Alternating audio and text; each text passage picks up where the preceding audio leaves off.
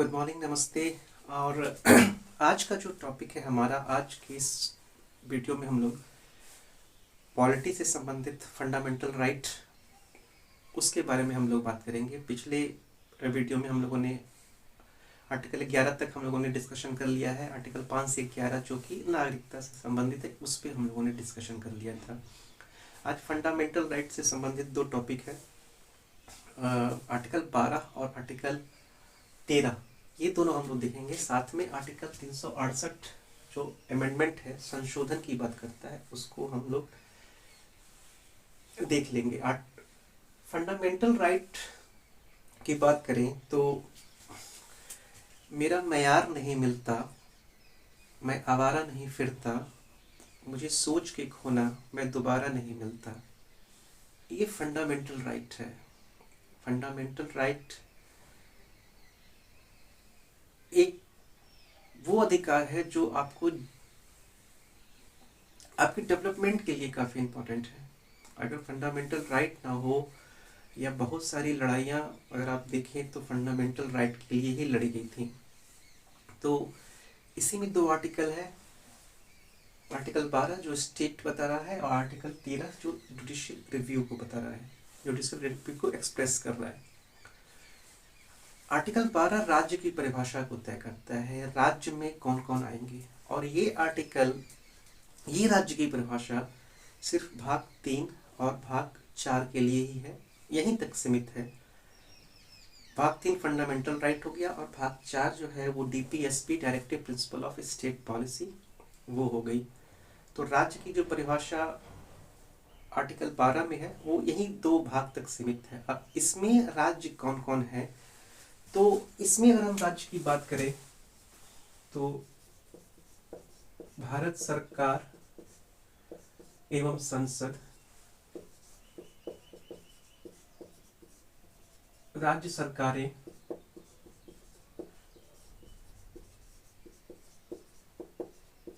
एवं विधानमंडल, स्थानीय प्राधिकारी जिसमें कि नगर पंचायत, नगर पालिका, ग्राम पंचायत, ये सब चीज़ें आ जाती हैं। और स्थानीय अधिकारी, स्थानीय अधिकारी में डीएम, पुलिस, डॉक्टर, बस का ड्राइवर, बस का कंडक्टर, साधारण शब्दों में कहें तो हर वो व्यक्ति जिसको सरकार की तरफ से वेतन मिल रहा है, जिसको सरकार की तरफ से तनख्वाह मिल रही है, वो राज्य की श्रेणी में आएगा। और सुप्रीम कोर्ट के डिसीजन के बाद, सुप्रीम कोर्ट के निर्णय के बाद, वो प्राइवेट संस्था जो सरकार के लिए काम करती है वो भी राज्य की श्रेणी में आएगी। तो भारत सरकार, संसद फिर हो गई, राज्य की सरकारें हो गई, राज्य के विधानमंडल हो गए, नगर पंचायत, ग्राम पंचायत और स्थानीय अधिकारी, ये और प्राइवेट कंपनी जो राज्य के लिए काम कर रही है, वो सारे के सारे राज्य की श्रेणी में आते हैं। ये आर्टिकल 12 था। और आर्टिकल 13 की हम बात करें, आर्टिकल 13 जैसे बताया कि आर्टिकल 13 काफी महत्वपूर्ण आर्टिकल है। इस आर्टिकल पे हम ज्यादा बात नहीं होती है। 12 में डिफिनेशन हुआ, और आर्टिकल फिर जो फंडामेंटल राइट है वो 14 से शुरू होता है। 13 जुडिशियल रिव्यू को बताता है। आर्टिकल 13 से कोर्ट को जुडिशियल रिव्यू का पावर मिलता है। अगर हम आर्टिकल 13 की बात करें तो मूल अधिकारों को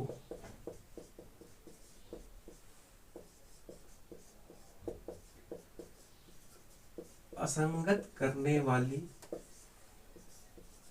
विधियां, ये आर्टिकल इनसे संबंधित है। जो मूल ऐसे अधिकार या ऐसे कानून जो मूल अधिकार की सिमिलर नहीं है, उनका क्या होगा। जैसे जब फंडामेंटल राइट आ गया तो कुछ जो आपको अधिकार मिल गए हैं, अब उस फंडामेंटल राइट के आने के बाद कुछ ऐसे आर्टिकल, कुछ ऐसे कानून तो होंगे ही होंगे जो कि फंडामेंटल राइट के सिमिलर नहीं है, तो उन आर्टिकल, उन कानूनों का क्या होगा। आर्टिकल 13 है वो इस पे फोकस करता है, और आर्टिकल 13 में 4 क्लाउज हैं। मूल संविधान में 3 क्लाउज थे, चौथा क्लाउज बाद में जोड़ा गया है। आर्टिकल 13(1) जो है वो बात करता है, हमें डेट याद रख, हमें ये याद रखना होगा कि संविधान लागू कब हुआ था, तो 26 जनवरी 1950 को लागू हुआ था। तो 26 जनवरी 1950 से पहले जो कानून है उनका क्या।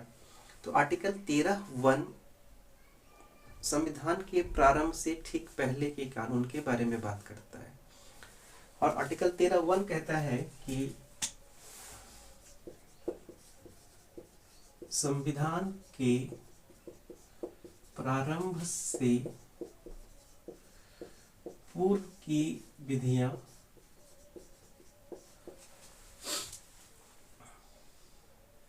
जो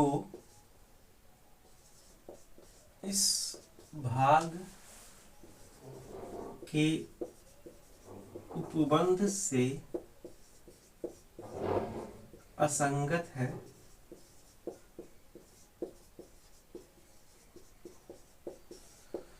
शून्य होगी।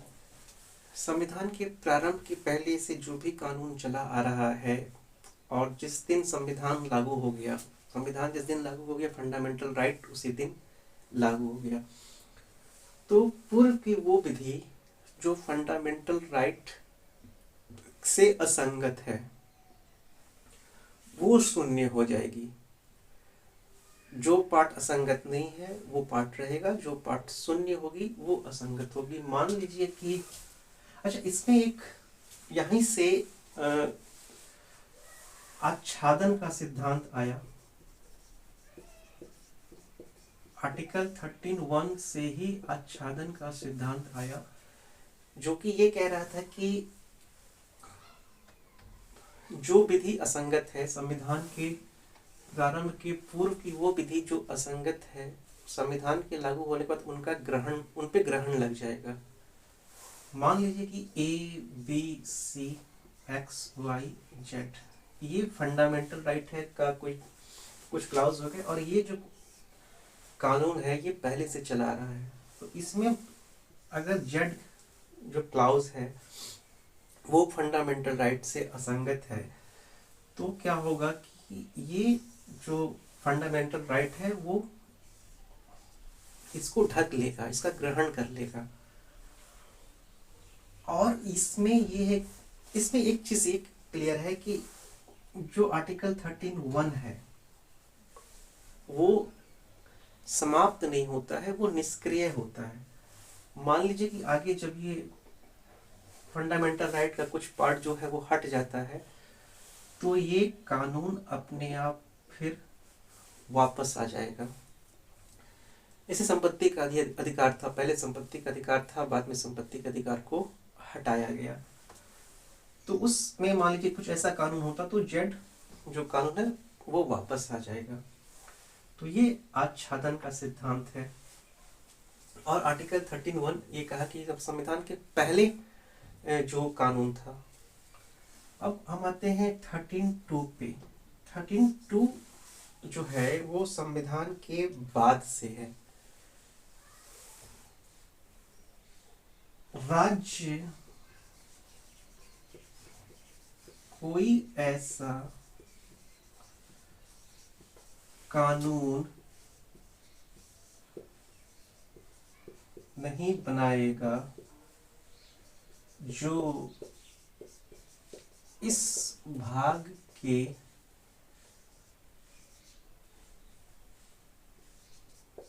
द्वारा दिए गए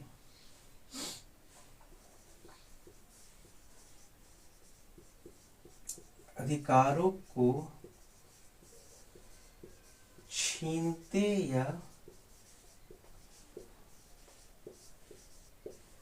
न्यून करते हों। आर्टिकल 13(1) और 13(2) में ये अंतर है। आर्टिकल 13(1) जहां संविधान के प्रारंभ से पूर्व की विधियों की बात कर रहा है, वहीं आर्टिकल 13(2) जो है वो संविधान के प्रारंभ होने के बाद की बात कर रहा है। अच्छा, यहाँ पे एक चीज आता है कि जब ये संविधान के प्रारंभ से पूर्व की बात कर रहा है तो क्या जो है आर्टिकल 13 रेट्रोस्पेक्टिव है, भूतलक्षी है? तो ये भूतलक्षी नहीं है। 26 जनवरी की जिस दिन से संविधान लागू हुआ है उस दिन से ये काम कर रहा है। उसके पहले वाले कानून पे जा करके वो समाप्त नहीं करेगा, उस दिन से पहले पिछले वाला का पुराना जो कानून है वो समाप्त हो जाएगा। और वहीं दूसरा जो कह रहा है कि वो संविधान के लागू होने के बाद, इसमें स्टार्टिंग से कानून समाप्त नहीं हुआ है और इसमें कानून स्टार्टिंग से ही समाप्त हो गया। एक फंडामेंटल राइट्स का कानून बन गया है। बाद में मान लीजिए कि राज्य कोई ऐसी जो राज्य कोई भी कानून बना रही है जो उसके अगेंस्ट में है, वो शुरू से ही अमान्य होगा। हाँ, इसको अमान्य कोर्ट करेगा, बस फर्क इतना है। आप कोर्ट जाएंगे, कोर्ट में जाने के बाद वो अमान्य होगा। तो राज्य कोई ऐसा कानून नहीं बनाएगा जो इस भाग के द्वारा दिए गए अधिकारों को छीनते या न्यून करते हैं। यहाँ पे आया पृथक्करण का सिद्धांत।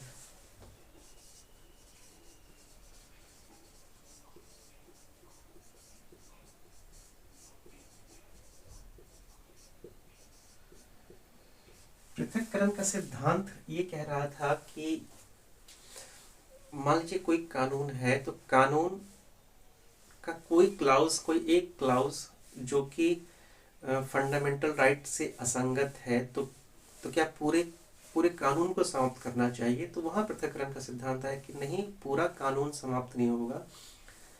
वो भाग जो फंडामेंटल राइट से असंगत है वो कानून हट जाएगा। अब जैसे इसी में ले लेते हैं हम कि मान लीजिए कि ABC फंडामेंटल राइट है और XYZ जो कानून था, इसमें Z कानून जो है वो फंडामेंटल राइट के असंगत है। तो ये कानून सिर्फ Z खत्म होगा, XY रहेगा। ये पृथक्करण का सिद्धांत था। आर्टिकल 13(3) की हम बात करें, आर्टिकल 13(3) जो है वो एक्चुअली विधि के बारे में बताता है कि विधि है क्या। जैसे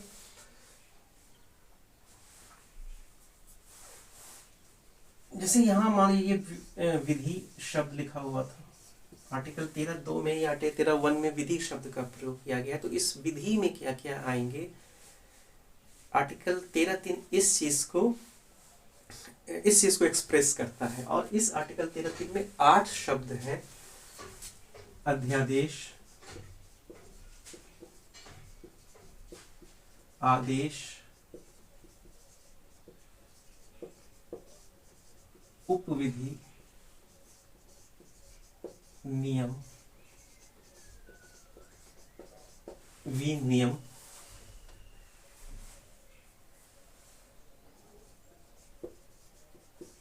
अधिसूचना,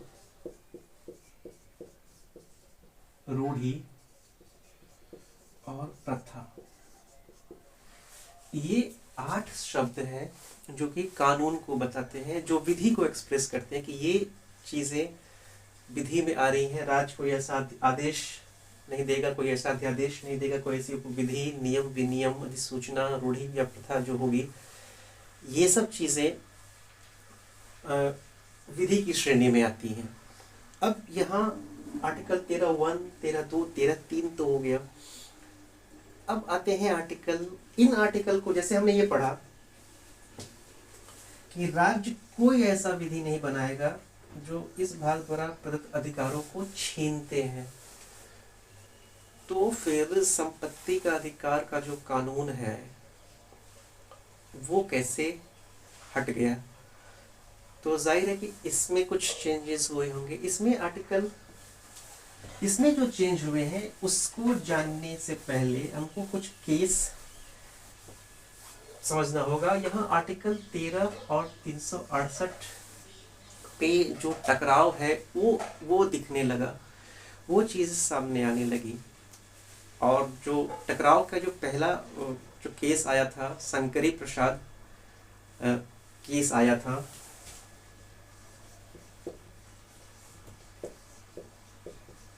शंकरी प्रसाद केस आया था 1951 में। आर्टिकल 368 जो है वो संविधान को, वो संसद को पावर दे रहा है संविधान में संशोधन करने का। और आर्टिकल 368 जो है वो पावर देता है जुडिशियल रिव्यू का। यहाँ से कार्यपालिका और न्यायपालिका में जो है वो टकराव की स्थिति आती है, कौन ज़्यादा सुप्रीम है, क्योंकि आर्टिकल 368 के तहत जो है संविधान में संशोधन हो सकता है। अब सिंपल मान के चले कि अगर जुडिशियल रिव्यू का पावर ना हो, आर्टिकल 13 के तहत जो कोर्ट को मिला हुआ है, हालांकि आर्टिकल 332 और 226 के तहत भी मिलता है, तो अगर जुडिशियल रिव्यू का पावर ना हो और सरकार लोकसभा और राज्यसभा दोनों में बहुमत में हो, तो संशोधन बड़ी आसानी से हो जाएगा और सरकार जो चाहे वो कर सकती है। तो जुडिशियल रिव्यू इसलिए काफ़ी महत्वपूर्ण है। जुडिशियल रिव्यू को अमेरिका के संविधान से लिया गया है। तो शंकरी प्रसाद केस में आया, तो शंकरी प्रसाद के केस में कहा गया कि जो संविधान का जैसे विधि शब्द है, विधि शब्द में आप देखें, विधि की जो परिभाषा है उसमें संविधान का कहीं प्रयोग, संशोधन का कहीं प्रयोग नहीं है। ये जो आपके आर्टिकल 13(3) है, इसमें संविधान में संशोधन शब्द का कहीं प्रयोग नहीं है। मतलब संविधान में संशोधन करके आप कुछ भी कर सकते हैं। तो यहाँ पे शंकरी प्रसाद के केस में जजमेंट आया कि संविधान में जो संशोधन शब्द नहीं है, विधि में संशोधन शामिल नहीं है, इसलिए संशोधन के द्वारा चेंजेस किया जा सकता है। अच्छा, शंकरी प्रसाद केस भी ये है कि एक्चुअली लैंड रिफॉर्म हो रहा था। भारत आज़ाद हुआ था 1948-49 के आसपास। देखिए, भारत आज़ाद हुआ था, कमाई का लोगों के पास कोई साधन नहीं था, सर्विस सेक्टर था ही नहीं, इंडस्ट्री भी कम लगी थी, तो लोगों के पास एग्रीकल्चर ही एक साधन था। एग्रीकल्चर में भी लोगों के पास ज़मीनें नहीं थी, क्योंकि ज़मींदारी प्रथा पहले से चली आ रही थी, तो बहुत सारी ज़मीनें कुछ लोगों के पास बहुत सारी थी। तो सरकार की मंशा ये थी कि लोगों से ज़मीन ले करके हम दूसरे लोगों को दें। अच्छा, दूसरी तरफ पेच ये था कि संपत्ति का अधिकार जो है वो मूल अधिकार था, तो आप सरकार से लेंगे कैसे। मद्रास में केस आया था, चंपकम दोराई राजन केस था, उसमें फैसला आया कि भाई ये तो फंडामेंटल राइट के अगेंस्ट है, तो कैसे हो सकता है। तो उसके बाद संविधान में पहला संशोधन किया गया था और 9वीं अनुसूची जोड़ी गई थी। फिर शंकरी प्रसाद का केस आया था, जिसमें हुआ कि विधि के अंदर में संशोधन शामिल नहीं है, इसलिए संशोधन के द्वारा संविधान में परिवर्तन किया जा सकता है या मूल अधिकार में परिवर्तन किया जा सकता है।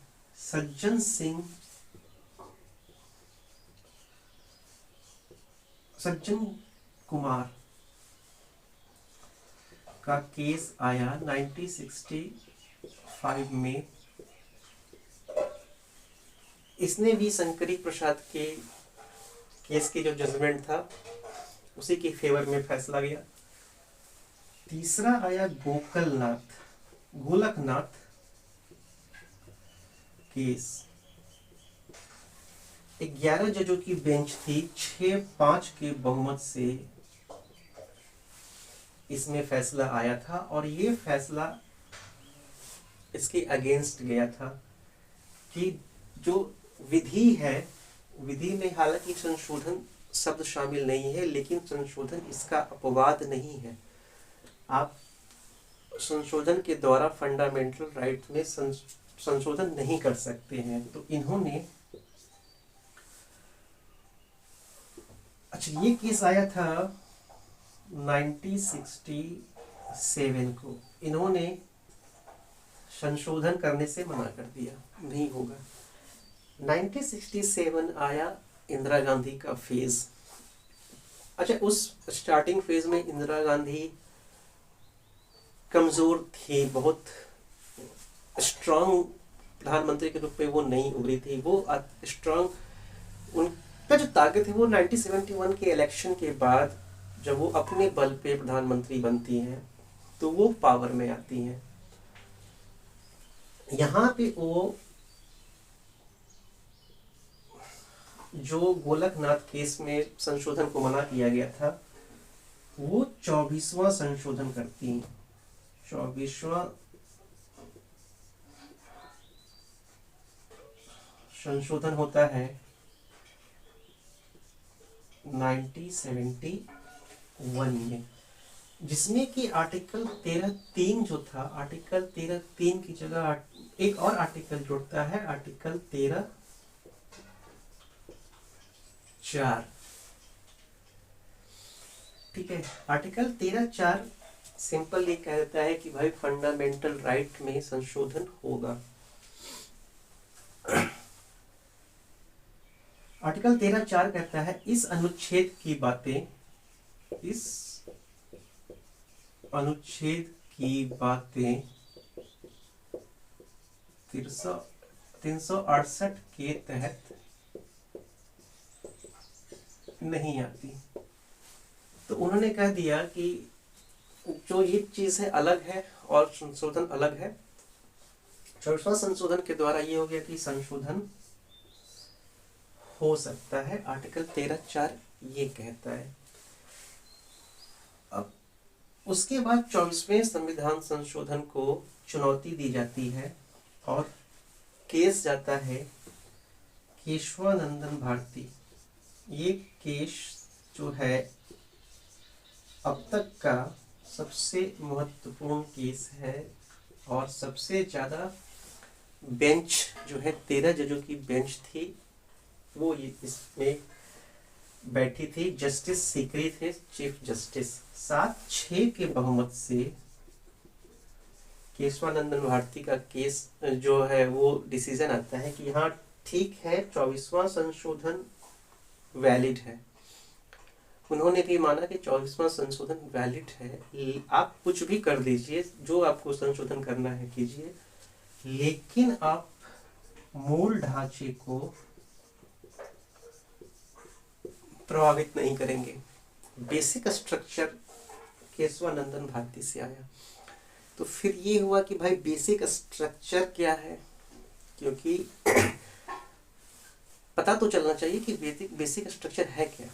तो सुप्रीम कोर्ट यहाँ पे एक बीच का रास्ता अपनाती है। वो एट ए टाइम नहीं बताती, वो मना कर देती है कि बेसिक स्ट्रक्चर का जो है हम समय समय पे जैसे जैसे केस आएंगे वो वैसे वैसे हम इस चीज को बताते चलेंगे कि बेसिक स्ट्रक्चर क्या होता है। अगर पहले ही पता चल जाए बेसिक स्ट्रक्चर क्या है तो इतना तो पता चल गया, चलो अब इस चीज पे हम काम कर सकते हैं। तो उन्होंने बेसिक स्ट्रक्चर, एक बीच का रास्ता लिया था बेसिक स्ट्रक्चर का। इसके बाद 42वां संशोधन होता है। 42वां संशोधन में आर्टिकल 368 में 368(4) और 368(5) जोड़ा जाता है, जो ये कहता है कि जो संशोधन हुआ है उसको किसी भी न्यायालय में आप नहीं ले जा सकते। यहाँ पे सरकार एक बार फिर पावर में आने की कोशिश करती है कि कोई भी हम जो चेंज कर रहे हैं वो किसी भी न्यायालय में नहीं जाएगा। 42वें संशोधन को फिर चैलेंज किया जाता है मिनर्वा मिल्स केस में। ये 1980 में आता है, जिसमें कोर्ट कहता है, ये 42वां संशोधन की संवैधानिकता की जांच के लिए होता है, जिसमें कोर्ट कहता है कि आप जुडिशियल रिव्यू के अगेंस्ट जा रहे हैं जो कि बेसिक स्ट्रक्चर का हिस्सा है। और उन्होंने 42वां संशोधन को अमान्य घोषित कर दिया था। तो ये आर्टिकल 12, 13 और आर्टिकल 368 था। धन्यवाद।